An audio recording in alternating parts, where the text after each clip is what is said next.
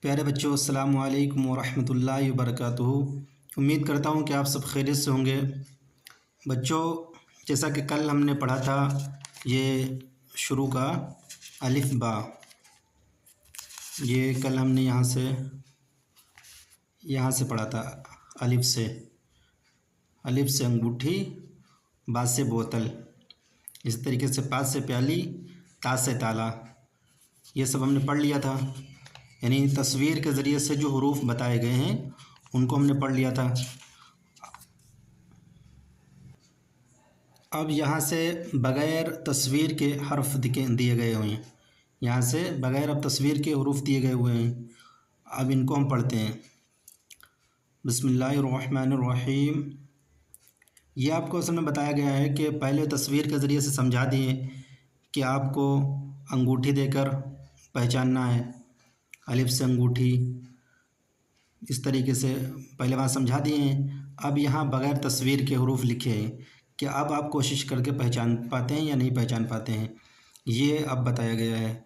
تو اب یہاں ہم بغیر تصویر کے حروف پڑھتے ہیں۔ الف، با، پا،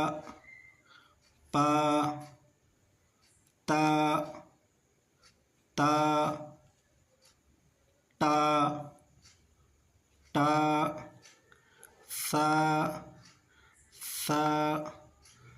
ثا، اس حرف کو بڑی آسانی سے نکالیں گے۔ ثا، جیم،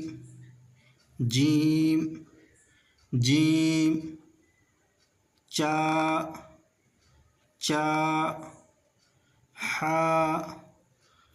ہا۔ جس طریقے سے میں بچوں پڑھ رہا ہوں اسی طریقے سے آپ کو پڑھنا ہے۔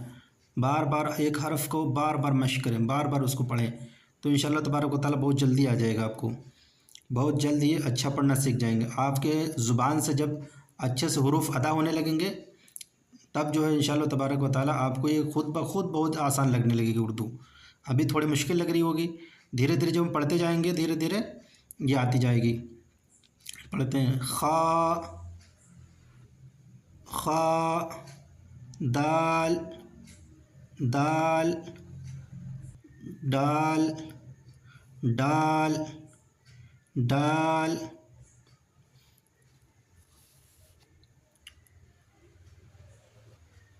ذال، را،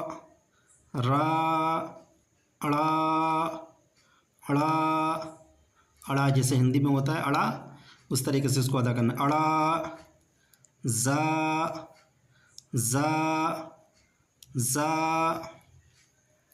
سین،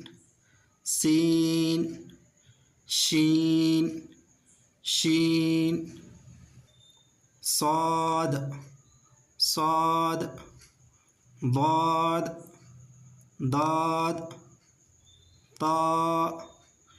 طا، زا، عین،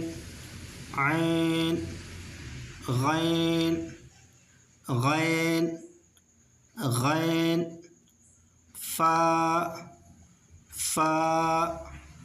قاف، کاف،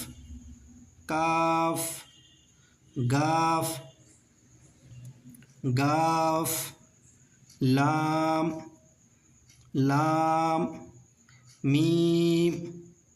میم، نون،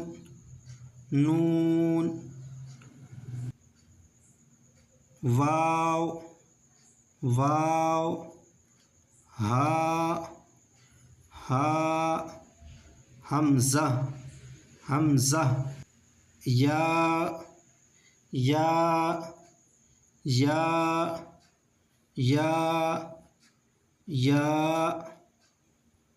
اسی طریقے سے اس کو پڑھنا ہے۔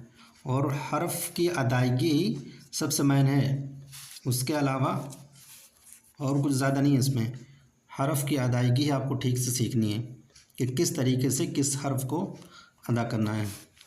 تو یہ بچوں ادھر والے دیے ہوئے دیکھو، یہ بے ترتیب حروف تہجی، अब इधर वाले जो हरूफ दिए हुए हैं ये सीक्वेंस से नहीं लिखे हुए हैं, अलिफ बात करके नहीं लिखे हुए हैं, बल्कि अलग अलग लिखे हुए हैं। देखो ये खा लिखा है, ये दाल यहाँ लिख दिए, फिर अलिफ लिख दिए हैं।